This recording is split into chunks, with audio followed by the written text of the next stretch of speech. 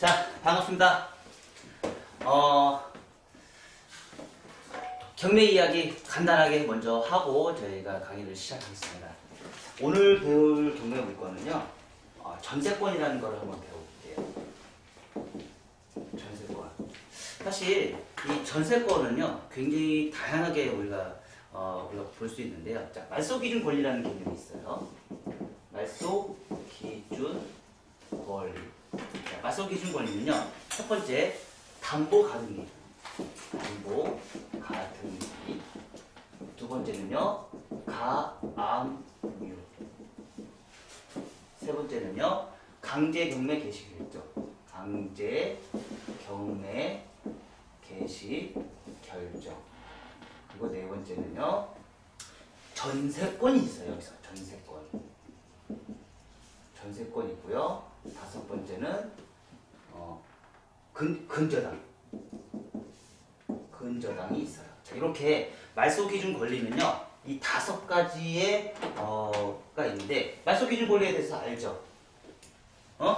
말소기준 권리를 기준으로 해서 그 밑으로 들어가는 것들은 소멸 이렇게 돼 있어요. 그래서 그러니까 말하자면 우리가 등기부등본상에 등기부등본상은 1억이잖아요. 그 1억에서 가장 먼저 우선으로 들어가 있는 말소기준 권리가 등록되어 있는 그걸 뭐예요? 우리가 소멸이라고 얘기를 해요. 그래서 말소기준을 근거로 해서 모든 게 그러니까 낙찰자 입장에서는 그걸 모든 빚을 다 떠안고 낙찰을 받으면 누가 경매를 들어가겠습니까? 그래서 낙찰자한테 최소한의 이득을 주기 위해서 만들어 놓은 그 행정법상의 말소기준 권리라는 기법이에요. 그래서 요걸 통해서 뭐 담보가등기, 가압류, 강제경매 개시결정, 전세권, 근저당 이렇게 다섯 가지를 하는데, 오늘 배울 내용들은 이제 이 전세권이라는 개념이에요. 이 전세권은 사실 우리가 지금 경매 물건이 나온 것 중에서 제일 많이 나오는 게 뭔지 아세요? 지금 경매 물건을 보면 거의 80% 이상이 이 전세권이에요. 그럼 이 전세권이라는 게 왜 경매가 나올까요? 말 그대로 집주인이 돈을 안 줘서, 보증금을 안 줘서, 말하자면, 자,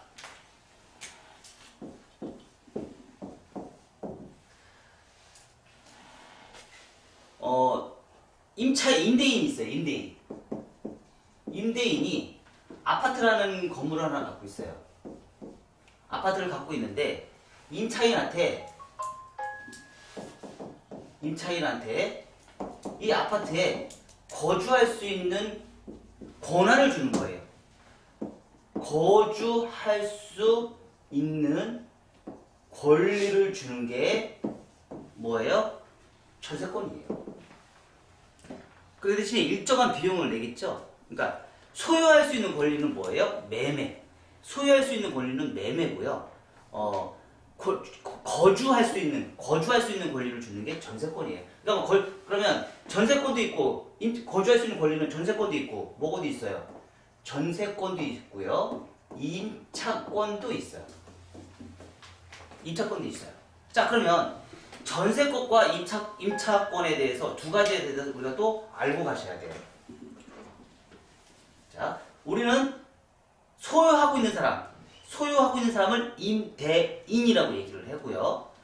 소유한 사람이 어느 정도의 일정한 비용을 받고 거주할 수 있는 권리를 부여하는 사람을 우리는 임차인이라고 얘기를 해요. 그래서 임대인이 임차인에게 비용을 받고 내가 거주할 수 있는 권리를 주는 거를 전세권과 임차권이라는 개념이 있어요. 자, 그러면 이 세 가지를 먼저 알고 가셔야 돼요. 자, 전세, 임차권, 전세권, 요 세 가지를 이제 우리가 이제 알고 가셔야 돼요. 자, 전세는 뭘까요? 전세는요, 채권이에요. 채권. 그리고 임차권은 물권이에요. 물권. 전세권도 물권이에요. 자, 그러면 채권과 물권의 차이점은 무엇이냐? 전세를 했다 해서, 여러분이 전세했다 해서 등기부등본상에 전세해서 등기부등본상에 기록해야 안 해요? 해요? 안 해. 사기당하기 딱 좋겠네요. 네. 자, 전세를 했다 해서 우리가 등기부등본상에 기록을 안 해요. 그러면 이 전세는 뭐만 갖고 있어요? 계약서. 등기? 계약서. 계약서, 전입신고, 확정일자, 점유. 요것만 우리가 할 수 있어요. 자, 요건 뭐예요? 요거는 동사무소.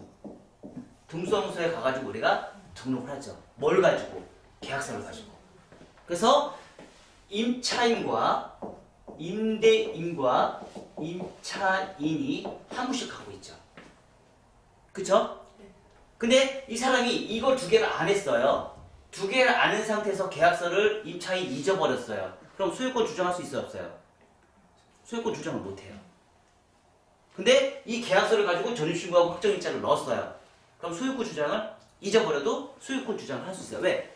동사무소에 기록이 남아있으니까. 그 사본이 남아있으니까. 그래서 전세는요, 그래서 우리는 뭐예요? 이걸 채권이라고 해요. 채권. 그러니까 돈이 오간 거예요. 오간 거, 거기까지. 자, 그러면 임차권은 뭘까요? 임차권은요, 계약서를 똑같아요. 계약서, 전입신고, 확정일자, 점유를 했어요. 근데 계약기간이 2년이에요. 계약 2년. 2년에 계약을 했어. 2년에 계약을 했는데 임대인이 임차인에게 보증금을 반환하지 못해요. 못 줬어요. 그러면 임차인은요, 주인의 허락 없이 바로 뭐예요? 법원에 가서 이 사람이 법원에 가서 뭐예요? 등기부등본상에 임차권이라고 설정을 해요. 주인의 허락 없이. 그러니까 여기서 중요한 게 주인의 허락 없이라는 게 중요해요. 계약기간이 지난 후에만 가능해요. 계약기간 안에는 임차권을 설정을 못해요. 근데 내가 주인의 허락 없이 할 수 있는 방법은 2년이라는 계약기간이 지난 다음에 가능해요. 그래서 주인의 허락 없이 가능한 게 임차권이에요. 근데 이 임차권은 단점이 있어요. 단점이 뭐냐면 임차권만 가지고 내가 경매를 못해요. 그러면 임차권을 하기 위해서, 경매를 하기 위해서 뭐를 먼저 해야 돼요? 가등기? 아니요. 법원 가서 가등기나 이렇게 임차권이 가등기하고 똑같은 개념이에요. 똑같은 개념인데 이제 가등기라고는 얘기 안 하고요. 임차권 하나만 가지고도 내가 여기에 소유권자입니다. 내가 여기에 지분을 넣은 내가 권리 주장할 수 있는 내 돈을 여기서 어느 정도 비용을 냈기 때문에 만약에 2억이다. 그럼 2억이라는 임차권을 설정을 하기 때문에 이 건물에 2억이라는 돈은 내 돈입니다라고 소유권을 주장할 수 있는 권리이기 때문에 굳이 담보가등기나 이런 걸 굳이 할 필요가 없는 거예요. 임차권만 가지고도 가능해요. 그럼 법원 가서 뭐예요? 소송을 걸어요. 소송을 걸어서 판결 문원을 발급을 받아요. 소송을 거의 승소를 하겠죠? 거의 100% 승소를 하겠죠? 판결 문원을 가지고 가서 요걸 가지고 뭐예요? 경매 신청을 해요. 경매 시청. 이걸 우리는 무슨 경매라고 하냐면 강제 경매라고 얘기를 해요. 강제 경매. 자, 그러면 얘는 뭘까요? 얘는 똑같이요. 계약서 전입 신고 확정 일자 점유 다 똑같이 가능해요. 근데 임차권과 전세권의 차이점은 뭐냐면, 자, 전세권은 임대인과 임차인. 내가 2억이라는 전세를 살겠습니다. 저 전세권 설정해 주십시오. 둘이 합의하에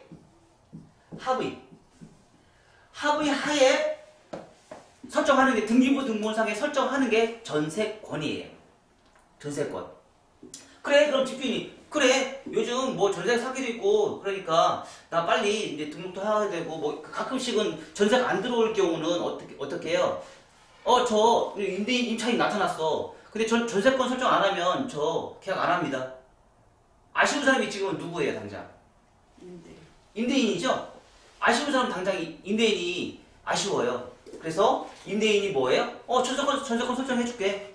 너 나중에 돈 잃어버릴 수도 있으니까 내가 전세권 설정해줄게. 해서 뭐예요? 합의하에 하는데, 모든 비용은 다 누가 내요? 임차인이 비용을 내요. 자, 여기도 뭐예요? 여기서 임차권 등록하는 비용, 등기소에 등록하는 비용 있죠? 요것도 비용도 다 뭐예요? 임차인이 비용도 다 내요. 다 납부를 해요.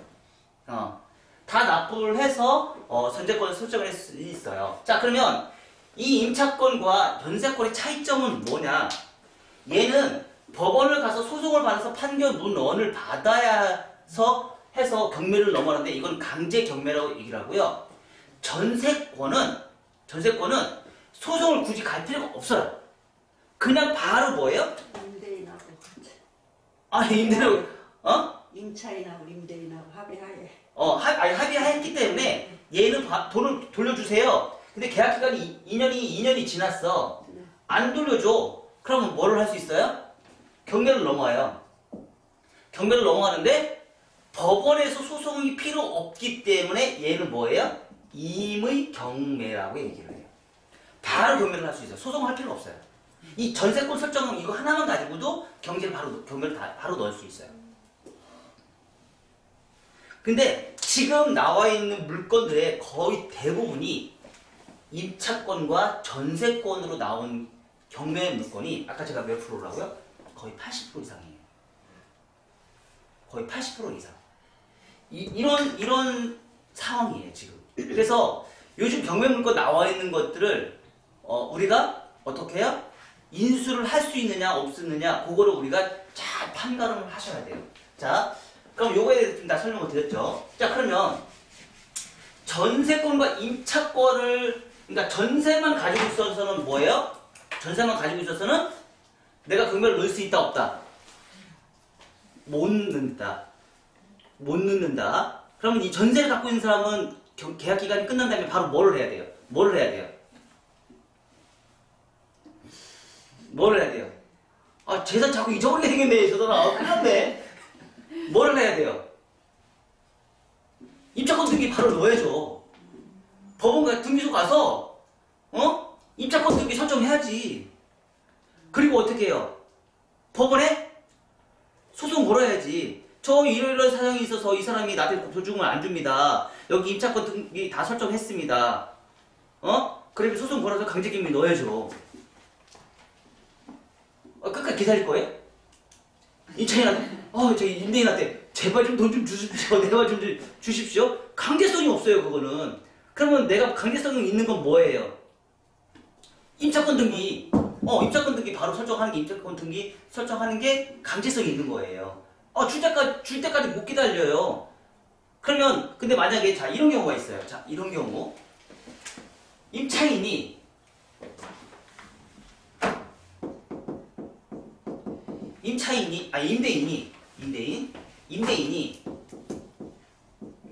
임대인이 건물을 갖고 있어요. 아파트가 있어요. 자, 여기 호실에, 여기 하나의 호실을 갖고 있어요. 여기 전세를 넣었어요. 전세를 2년이라는 시간에 전세를 넣었어요. 근데 계약 기간이 지났어요. 그 여기 전세만 갖고 있어요. 전세. 임차인은 전세만 갖고 있어요. 근데 지금처럼, 제발 좀 돈 주십시오. 제발 좀 돈 주십시오. 했어요. 했어. 근데 만약에 임대인이 괘씸죄로 얘를 팔면 어떡할 거야? 얘를 팔아버리면 어떡할 거야? 그래서 내가 어떻게 해야 돼요? 설정을 해야 되죠. 설정하는 게 임차권이에요. 근저당, 담보가등기, 비슷한 효과를 받을 수 있는 효력을 갖고 있는 게 임차권이에요. 그러니까 뭐냐면 계약기간이 끝났는데도 돈 안 준다? 그렇다고 해서 뭐 계약기간이 뭐 한 달, 두 달 넘어갔는데도 안 주면 바로 등록을 해버려야겠죠. 그쵸? 그러니까 소유권이 다른 사람한테 넘어가는 걸 방지하기 위해서 뭐예요? 우리는 강제성 있는 설정을, 우리는 법적인 설정을 무조건 하셔야 되는 거예요. 그래서 그거를 임차 등기를 먼저 딱 해놓으면 매매하는 사람이 어떻게 해요? 매매하는 사람이 여기 임차권 등록이 돼 있네? 이거 내가 인수를 해야 되네? 매매를 하겠어요, 안 하겠어요? 안 하겠지. 근데 가끔씩 하는 사람들 있죠. 뭐예요? 여기가 호재가 있어. 엄청난 호재가 있어. 호재가 있어서 여기가 나중에 발전할 거야. 그런 사람한테 매매를 살 수도 있겠죠. 근데 그 매매 받은 사람이 뭐예요? 그걸 떠안겠죠. 떠안겠죠. 이 사람이, 그럼 그 사람이 이 사람한테 뭐예요? 조세 보증금을 줘야 돼요. 보증금을 대납을 해야 돼요. 그걸 우리는 바로 인수라고 얘기를 해요. 그러니까 매매에서도 인수와 소멸이 있고요. 매매에서도 인수가 있고요. 경매에서는 인수와 소멸이 있어요. 그래서 우리는 이 소멸이라는 개념 자체를 무조건 다 알고 가셔야 돼요. 자, 그러면 말소 기준 권리에 전세권이라는 개념 자체가 있잖아요. 그럼 얘는 언제 소멸이 될까? 이게 소멸이 되니까 있을 거 아니에요. 맞아요. 소멸이 있으니까 이 전세권이라는 게 있는데 얘는 100% 무조건 인수만 되는 게 아니고 소멸이 될 수도 있어요. 그러면 소멸이 될 때는 언제일까? 얘는 선순위. 무조건 선순위일 때만 가능해요. 선순위일 때만 이 사람이 전세권을 배당을 받을 수 있어요. 만약에 후순위일 경우는요. 그러니까 전세권이 말소 기준 권리가 될 수 있는 조건은요. 후순위예요. 후순위. 자, 이런 경우가 있어요. 자, 건물이 있어요. 근데 건물이 있어요. 아파트예요.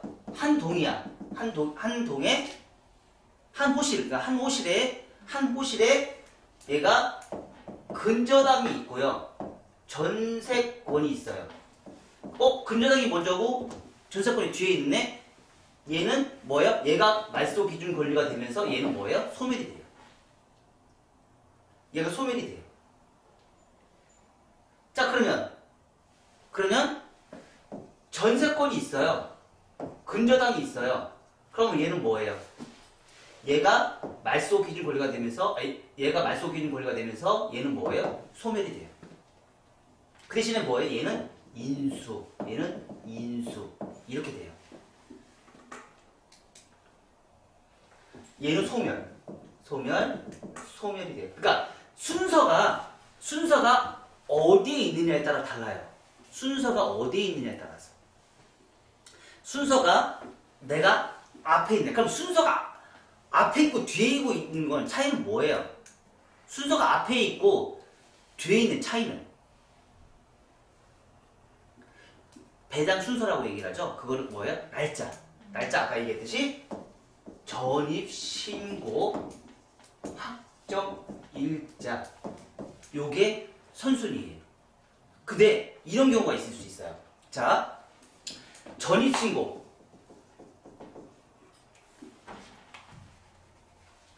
전입신고.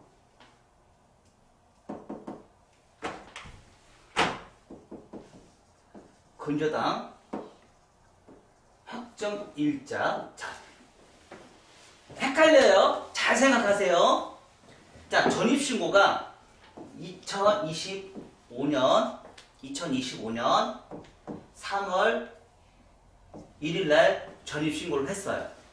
그리고 확정일자가 오늘 받았어요. 확정일자를 오늘 4월 1일날 받았어요. 한 달이나 시간이 갭이 생겼네요. 근데 못된 집주인이 이 기간 안에 전입신고하고 이사하는데 확정이 안 받았는데 대출 받았어.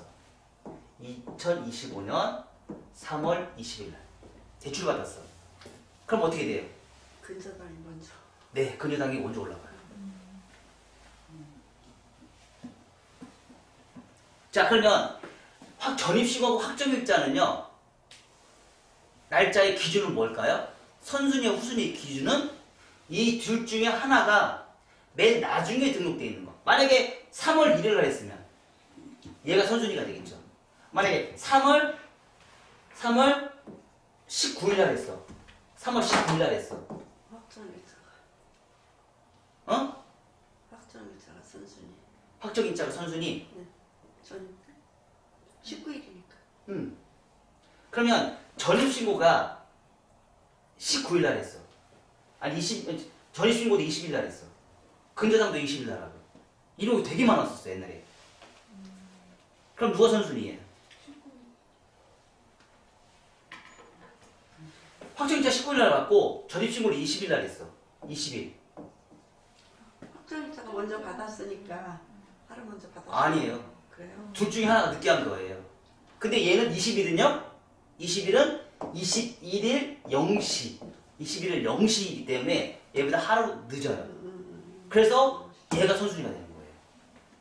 옛날에 이런 사고가 엄청나게 많았었어요. 이사 다 오는 날 대출 받아요. 지금 이제 법적으로 이제 그런 거를 많이 없애긴 했지만, 뭐 대법이나 뭐 이런 쪽에서 대출을 요즘에는 엄청나게 많이 받기 때문에 이런 사례가 굉장히 생길 수가 있어요. 이런 사례가. 말하면 전입신고 제가 뭐라 했잖아요. 0시. 그 다음날 0시예요. 그러면 이날 대출을 받아서 0시이기 때문에 이거는 20일이 아니고 21일이 되는 거예요. 그날 아무리 했어도. 내가 아침에 9시에 전입신고를 했어도 그 다음날 0시예요. 똑같은 날 만약에 전입신고고 내가 대출을 받아도 그럼 대출이 우선순위가 돼요. 이것처럼 이런 법이 이 날짜 계산이 굉장히 중요하다. 자, 그래서 이게 전세권은 무조건 선순위여야 돼요. 선순위. 자, 그러면 이런 경우가 있죠.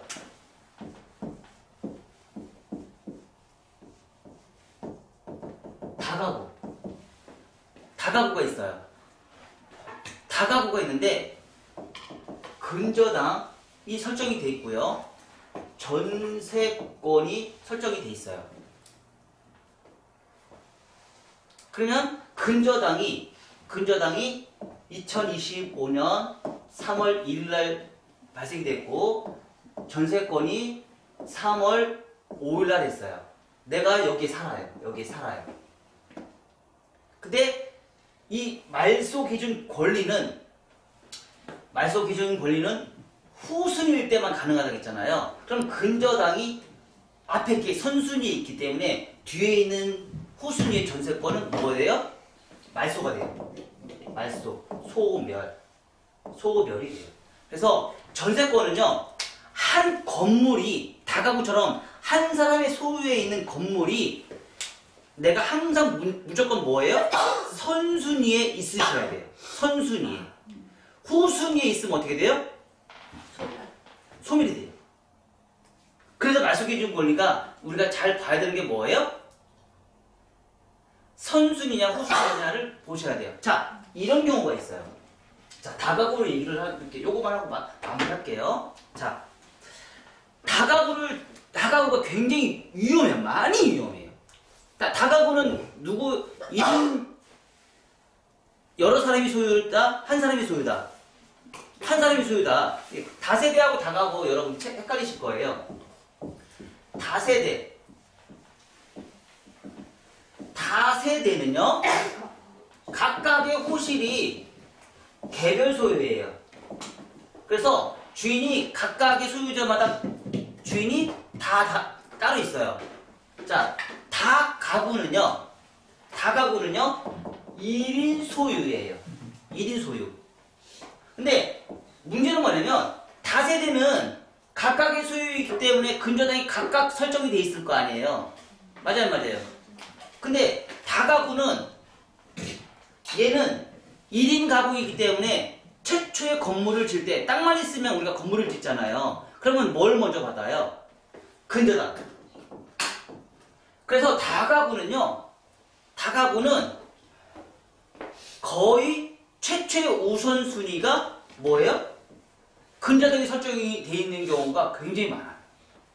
근데 문제는 뭐냐면 여기에 전세권으로 들어오는 사람들이 엄청나게 많다는 거. 이걸 계산 안 하고 전세권으로 들어오는 사람들이 굉장히 많아요. 그러면 최우선순위가 그러니까 말소기준 권리가 될 수 있겠죠. 그죠? 전세권이라고 해서 내가 전세권 설정한다고 해서 전세권 설정해주세요. 합의하에 전세권 설정이 돼 있어도 후순위로 들어간 그 순간 뭐예요? 말소가 소멸이 돼버려요.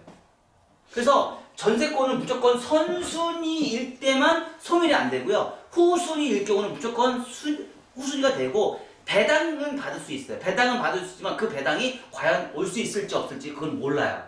그러니까 전세권은 건물 하나가 무조건 선순위여야지만 가능해요. 근데 하나의 호실에서 선수권은 가능하지만 다가구에서 내가 선순위는 가능할까 안 가능할까요? 가능하기 쉽지가 않아요. 그래서 다가구에서 대체적으로 전세권이 소멸의 경우가 굉장히 많아요. 배당 없음, 소멸 이런 경우가 굉장히 많아요. 그래서 이런 상황에서 전세권 다가구 들어갈 때는 여러분들이 뭘 먼저 파악해볼 내용들이 있어요. 파악해볼 내용들이. 다가구가 대체적으로 전세금이 싸죠. 월세도 싸고. 근데 만약에 다가구가 지금 얘기한 대로 10억이란 돈이 있어요. 자, 10억이란 강승현 원장님 10억이에요. 다가구 지금 얘기한 게 다가구예요. 좀 아까 얘기하신 게 다가구예요. 다가구의 밑에 근린상가예요. 근데 지금 거기에 몇 호실이 있다고요? 8호실? 8호실 있다고 할게요. 8호실이 있어요. 10억인데 얘가 4층 건물이에요. 4층 건물에 8호실이 있어요. 8호실이 있고 밑에 부자죠. 복잡하죠. 자, 근데 근저당이 먼저 설정이 돼 있어요. 얼마 아까 설정이 돼 있어요? 3억 6천의 근저당이 설정이 돼 있어요. 근데 여기 8호실에서 4개 호실은 전세로 들어가 있어요. 전세를 1억씩 받았어요. 그러면 4억이죠? 4억이에요. 그리고 보증금을 500도 받은 사람도 있고 1000만 원도 받은 사람이 있어요. 그래서 그거 다 토탈해서 5천만 원이에요. 5천. 자, 그러면 4억 5천이죠? 4억 5천에 3,600이에요. 근저당이 3억 6천 설정이 돼 있어요. 그러면 7억. 8억 1천이에요. 8억 1천이에요. 8억 1천만 원에 근저당이 설정이 돼 있어요. 지금 다 비용이 내 돈이 아니에요. 그러면 실질적으로 이 집을 살 수 있는 거는 뭐예요? 10억이니까. 1억 9천만 원만 있으면 이 집을 살 수 있어요. 아까 얘기한 대로. 근데 문제는 이제 여기서 발생이 돼요. 여기서. 뭐냐? 자, 사호실에 1억을 갖고 있는 이 사람이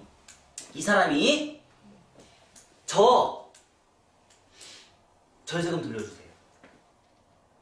전세금 돌려주세요. 이럴 수 있어요, 없어요? 있죠? 그러면 전세금 못 돌려줬어. 전세금 못 돌려줬어. 난 1억 없어. 조금만 기다려주면 안 돼? 그게 벌써 6개월 되고 1년이 지났어. 저 이사 가야 됩니다. 전세금 돌려주세요. 안 했어. 그럼 이 사람은 뭘 해요? 1억을 못 돌려준 이 사람이 경매 신청해요. 이미 경매. 경매 신청. 1억을 못 받은 이 사람이 경매 신청을 해요. 그러면 뭐예요? 이 건물 통째가 경매로 나와요. 이 경매 자체가 통째로 경매가 나와요. 그러면 나머지 이 8호실에 있는 나머지 이 사람들은 어떨까요? 네, 소멸이에요. 소멸. 그러니까 3억, 만약에 이거를 8억 6천에 했어. 8억 6천짜리인데 8억 6천인데 내가 7억에 낙찰받았어. 7억에 낙찰받았어.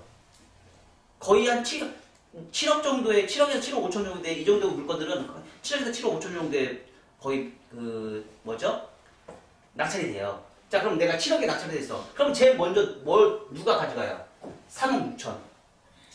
3억 6천이 먼저 가져가요. 그러면 얼마 나와요? 3억 4천 남죠. 그쵸? 근데 여기 지금 돈이 얼마가 묶여 있어요? 4억 5천이 묶여 있잖아요.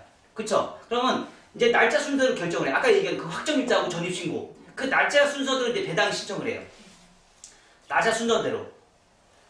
날짜 순서대로 배당 신청을 하는데 문제는 뭐냐면 돈을 못 받아가는 사람도 분명히 있을 거 아니에요. 그쵸? 그러면 이 사람이 최우선순위. 그럼 이 사람 받아갔어. 그리고 뒤로 또 받아갔어. 맨 마지막에 들어왔는데 이 사람이 1억이라는 돈을 전세를 냈어. 그럼 이 사람은 실질적으로 다 가져간 돈은 얼마를 가져가요? 얼마를 가져가요? 다 배당해줬어. 순서대로 다 배당해줬어. 그러면 이 사람은 맨 나중에 1억 들어온 이 사람은 얼마를 배당을 받냐면 3억 4천 남아있는데 4억 5천이잖아요. 그럼 9천만 원이잖아요. 그러면 실제로 이 사람은 1천만 원밖에 못 가져가요. 배당 순서가 이렇게 되는 거예요. 근데 1천만 원밖에 못 가져가요. 근데 여기서 또 이런 경우가 있어요. 뭐가 있냐면 최우선 면제권이라는 게 있어요. 최우선 면제권이라는 게 뭐냐면 소액 투자. 말하자면 경기도 같은 경우는 뭐 지금 한 1억 정도 되면은 3,400 정도 하는데 월세가 3천 그러니까 1억짜리를 냈으면 내가 3,400을 먼저 변제를 해줘요. 그 사람이 최우선으로 해줘요. 그러면 1억이라는 돈을 갖고 있으면 이거에 대해서 3,400을 내가 줄 수도 있지. 만약에 이제 얘가 6억으로 떨어졌어. 6억에 낙찰됐어. 10억짜리가 6억에 낙찰됐어. 그러면 이 6억에서 3,600을 먼저 변제를 해요. 그리고 나머지 뭐예요? 2,400 가지고 줘야 되잖아. 근데 다 못 주잖아. 그러면 다 못 주는데 이 금액에서 월세에서 최우선 변제권이 있는데 그 최우선 변제권을 되는 사람은 먼저 보증금 나눠주고 그 다음에 그 이상이 되는 사람도 이제 순서대로 또 돈을 줘요. 복잡해 죽겠죠? 네. 복잡해 죽겠죠? 이게 바로 전세권이에요. 전세권은 가장 많이 나오고 가장 많이 우리가 공부를 해야 될 부분이고요. 그리고 이거를 제대로 모르고 우리가 접근을 하게 되면은요, 엄청난 불이익을 받습니다. 그래서 전세권이라는 공부를 다음 시간에 또 제가 한 번 더 풀어드릴게요. 양이 너무 많아요. 전세권은. 그래서 물건도 한번 보시고요. 그래서 다가구 전세와 월세는요, 최우선 변제권에 준하는 금액만 전세로 넣으셔야 돼요. 그래야 여러분들이 나중에 보증금 안 잊어버려요. 될 수 있으면 다가구는요, 월세로 돌리는 게 제일 안전해요. 다가구는 월세로 돌리는 게 제일 안전하다고. 이거. 1인 가구 같은 경우는, 전세도 넣으셔도 상관없지만, 다가구 같은 경우는 1인 가구에 여러 호실을 갖고 있는 데는 될 수 있으면 월세로 돌리는 게 안전하다. 그리고 만약에 전세로 보증금을 넣고 싶다. 그러면 뭐예요? 비용을 어떻게 해요? 최우선 변제권에 준하는 금액만큼 넣어라. 그 이상을 넣지 마라. 나머지는 다 월세로 돌려라. 그래서 나중에 돈을 조금이라도 받을 수 있어요. 그리고 선순위, 등기부등본상을 꼭 떼어보셔가지고요. 선순위, 후순위를 꼭 체킹하셔야 돼요. 그리고 이 가격이 감정가가 얼마고, 현재 지금 전세 보증금이 얼마 정도 들어가 있고, 이거 다 계산하고 들어가셔야 돼요. 아셨나요? 그거 안 들어가고 내가 무조건 들어갔다 그러면 나중에 내 전세금 네, 다 날리는 경우가 있어요. 진짜. 아까 그 1억 하나 사람이 그 보증을 못 줘서 그 1억이라는 사람이 경매를 넣으면 건물 자체가 통째로 다 경매가 넘어와요. 그런 사례가 지금 거의 엄청나게 많아요. 지금 너무 많아요. 그래서 그런 거를 여러분들이 주의하셔서 하시면 좋을 것 같아요. 아셨죠? 네. 고맙습니다.